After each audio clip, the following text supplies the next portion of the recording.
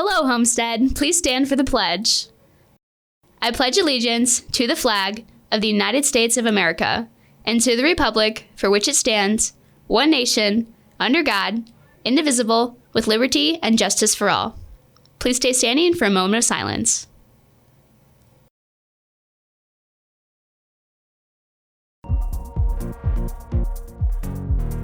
Right now on HHS In Depth, you may have noticed the new lunch line being offered to students in the cafeteria. Reporter Bridget Quell brings you a story about the Chef Sparty lines and what it serves up each day. Reporter Mackenzie Butts brings you a story over a very talented freshman who's earned some high accolades in the art world already. You'll meet Madeline Phuong and learn about her endeavors in art and as an entrepreneur. I bring you a story over the newly formed Asian Alliance Club, where you'll learn its premise and who leads the club. Reporter Jenna Lane tells seniors about how they can get a quote written underneath their photo in this year's yearbook, but that deadline is fast approaching. Winter sports season is underway. Ashton and Caleb are in, wrapping up last week's boys basketball season opener, as well as a message from Dr. Ginder about this year's student section policies at all home basketball games. And I'm Drew Persinger. We're going to see some warmer temperatures this weekend. You'll be able to find out more about it on the Drew Point. Those stories and more are coming up next. I'm Carly Flanagan. And I'm Audra Sentlever. HHS In Depth starts right now.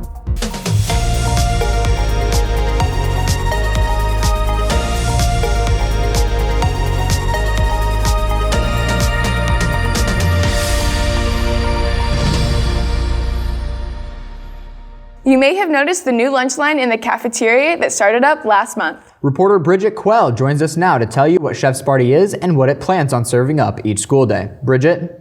The Homestead cafeteria has recently received a big change for its food options, a new lunch line. This line has given students more variety in what they eat here at Homestead. Brant Brown, the director of food services, wants to let the students know about the line and why it was brought here to Homestead. In my previous life, I worked in a college dining environment. And we had live cooking stations. So since I've been here 5 years ago, I've wanted to create something like that. It's actually what inspired the burgers and the pizza a couple years ago, and then we've just been able to start this now. So we're excited about it.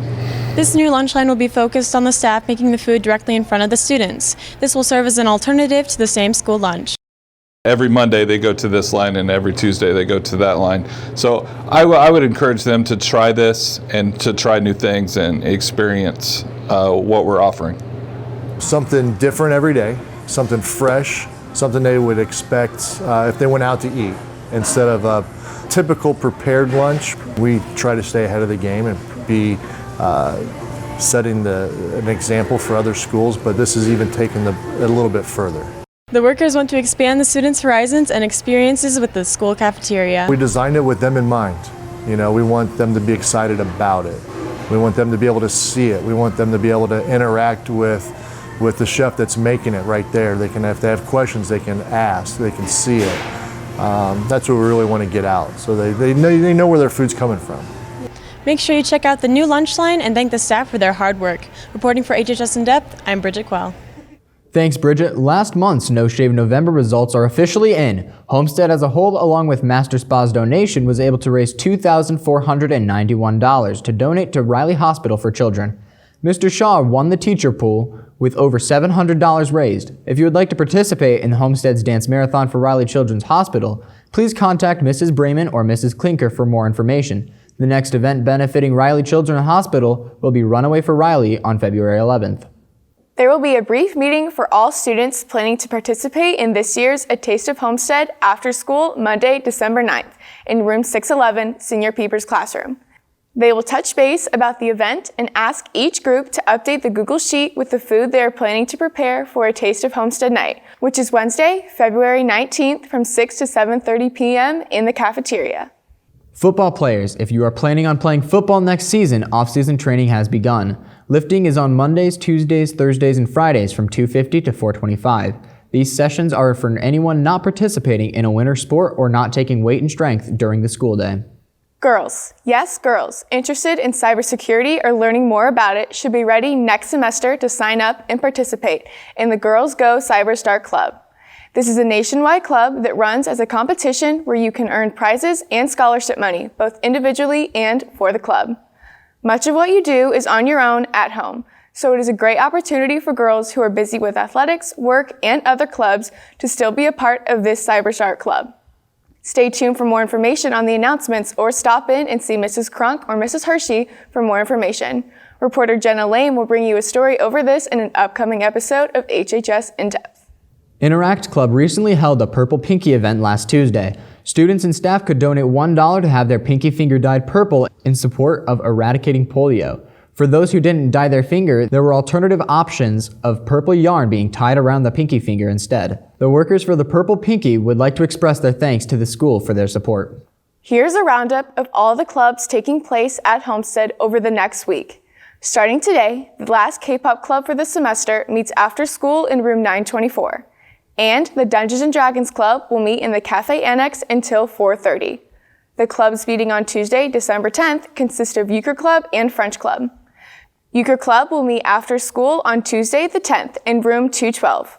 This will be the last meeting of the semester. Players of all experience levels are welcome, snacks and drinks will be provided, and a holiday tournament championship winner will be crowned. Continuing with clubs taking place next week, also on Tuesday the 10th, the next French Club meeting will be after school in room 607. They will be watching How the Grinch Stole Christmas, translated in French, and they will be decorating holiday cookies. You must have your permission slips and dues turned in to participate. See Monsieur Saignon or Madame Sale for more information.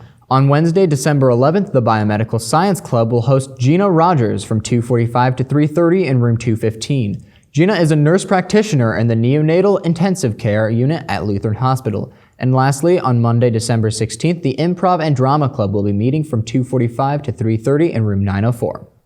And now here's a story over freshman Madeline Phuong, who has already had some of her paintings displayed at a major place. You'll also learn about her fundraiser to help animals in need. Here's reporter Mackenzie Butts. Freshman student and artist Madeline Phuong had some of her personal paintings and prints selected for Purdue's 2019 National High School Art Competition and Exhibition. I recently sat down with her to discuss her success in the showcase and her passion for creating artwork for a good cause. So I started painting when I was 9 years old, and I started out with watercolor, and it just really started out as something to test out, and from there I just really fell in love with it, and I started trying other mediums. Among the pieces selected were portraits of Madeline herself, done in watercolor and inspired by current events and issues. So I submitted 3 portraits. 2 of them were of me that I did last year, and then 1 I did this year in Mrs. Jones' art class based on a Dollar Tree project that was supposed to do with a bird.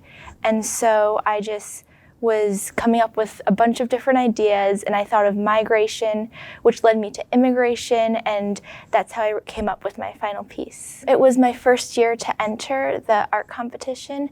It was a really great opportunity to just see how the judges would react to my artwork, and it was just really exciting to know that they were accepted into the show. As well as an artist, Madeline is also an entrepreneur, starting her own non-for-profit to benefit animals in need. I started a Second Chance in February of last year, and it was really just inspired by wanting to take my own passions and try to make a difference in the community as well. And I started printing my artwork onto note cards and selling prints of them, all in benefit of, at first it was the Allen County Society for Prevention of Cruelty to Animals, and I ended up raising $1,500 for a vaccination clinic there. And this year I'm raising money for Hope for Animals, and so I'm planning to sponsor a vaccination clinic for next year. If you are interested in Madeline's award-winning work and would like to donate to a good cause, visit her website at asecondchancefw.wixsite.com or her Etsy page at etsy.com/asecondchancefw. For HHS In Depth, I'm Mackenzie Butts. Thanks, Mackenzie. On Monday, December 9th at 5 p.m., Homestead students are invited to join the Homestead Media film crew as we make a story over downtown's historic eatery, Coney Island. Bring your Homestead student ID, as the first 20 HHS students will receive a free Coney dog, and you could appear in the video that will be shown on a future HHS In Depth as well as a PBS special next spring. Once again, that's Monday, December 9th at Coney Island, downtown at 5 p.m.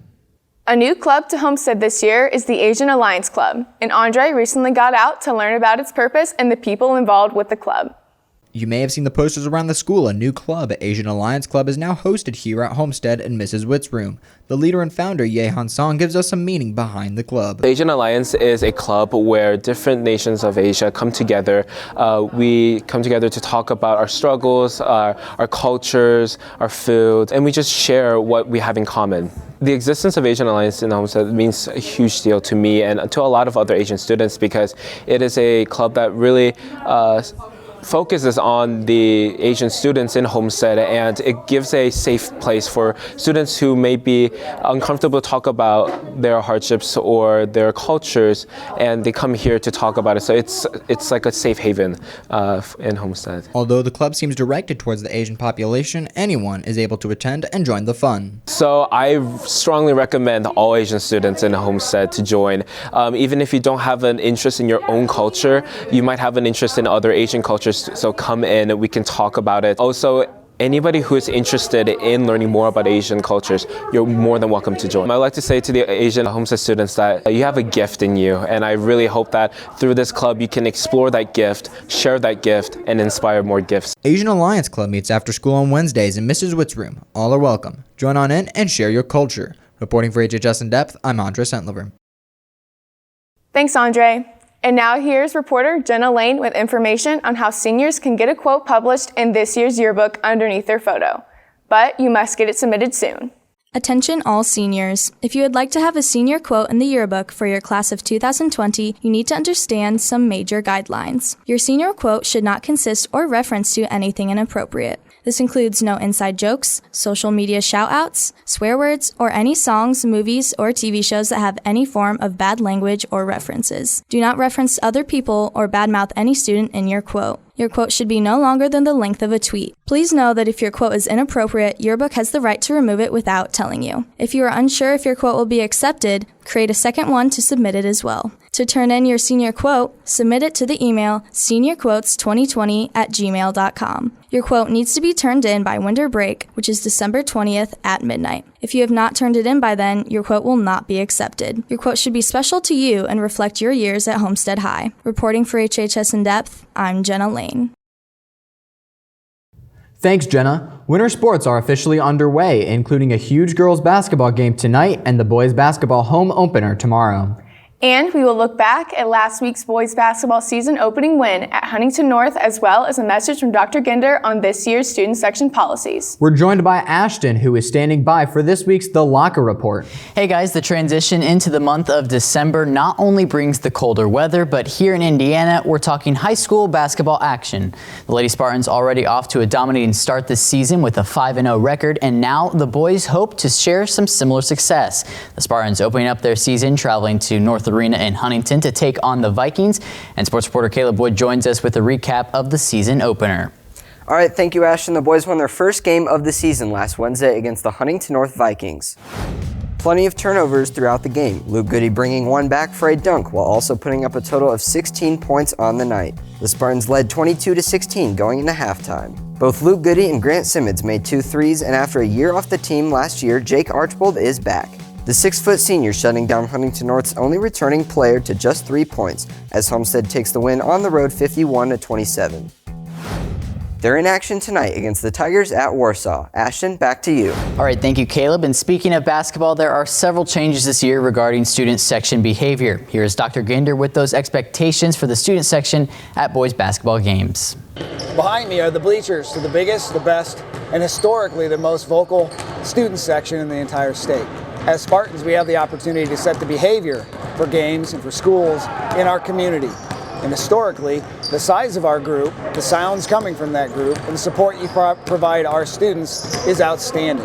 The sheer number of students we have coming to games, musical events, activities, the arts, the band, even academic competitions is outstanding as you support each other, and we attempt to support our community and show our community how great it is to be a Spartan.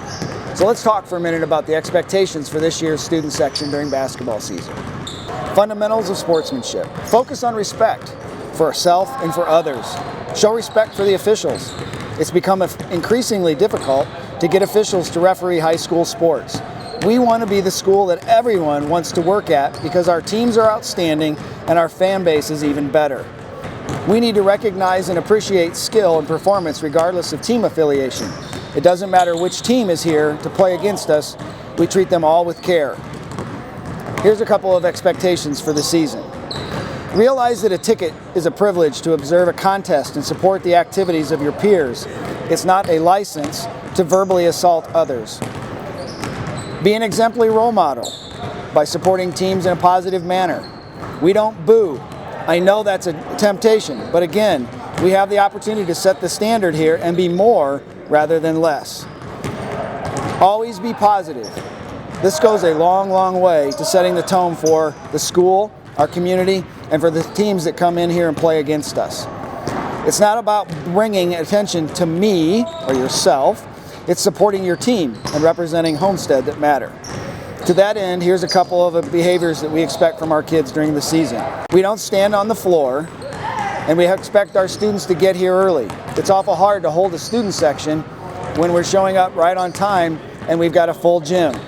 Get here early. Don't expect to come late and then have the whole group shift back so you can have the front row. If you want to be in the front row, be a leader. Be here early. No talking about or to opposing players, coaches, or refs. Included in that would be don't call kids out by their number or name. We can all read, we can probably all call them out by number and name, but we're not going to do that here at Homestead. Obviously, using profanity or other inappropriate displays of anger are never appropriate at Homestead athletic events. Entering the floor or the playing field at any time for any reason is inappropriate and won't be tolerated. It is in the handbook. If you expect to come to games and you get on the floor, you can expect not to come back to games and even be suspended from school. A lot of negatives there, so let's talk about some of the positives. We expect some really cool stuff to happen over the next few weeks with our student leaders. Let's get loud, let's get positive, let's support our teams, boys, girls, arts, activities, even the academic teams. You are the best, and we have the opportunity to be the best and represent that to the community. Have a great day, Spartans.